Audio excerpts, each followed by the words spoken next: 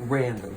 If you look at meaning, well, it's right at where the jowl is. It's not that random, but random from the fact that Kybella spreads. So it's not like you can say, oh, the nerve is right here, and if I inject my Kybella here, we won't ding it. But in the trials and where people, and where I've had one, like you said, they all come back. They all come back.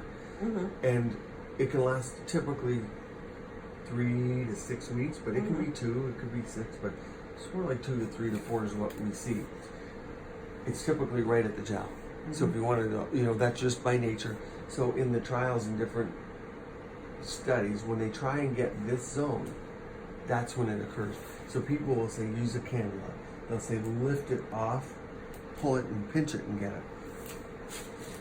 There's no study to say that helps or not helps, but what I tell people is in the trials when they did it, it was 2 to 3%. So it's not everyone, it's most people don't get it. Right. A higher dose likely would be more chance, because what we're doing is taking the myelin off the nerve, so the nerve, it grows back, but you lose the nerve function for a while. What does that mean? You get a crooked smile. When you smile, it doesn't pull down and it's a bit crooked.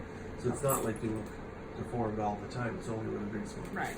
So, but the fact that we get rid of is permanent on the flip side, which is good.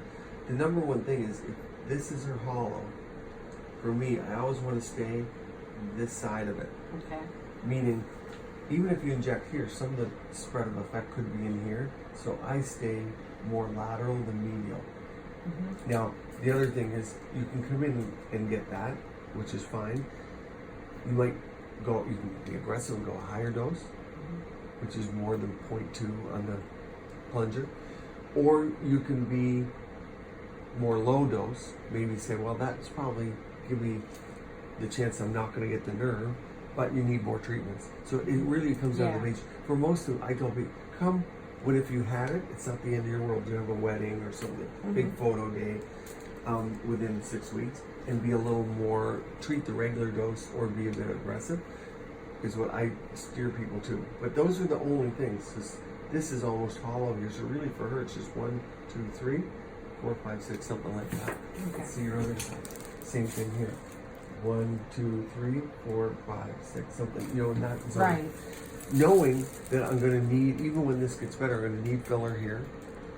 You want Kybella here, and you probably want it here. And as you saw online, if you saw videos like mine, you'll see that 3 to 6 vials is what people have done in the trials. It's not just one little bit. This is a small bit to do these.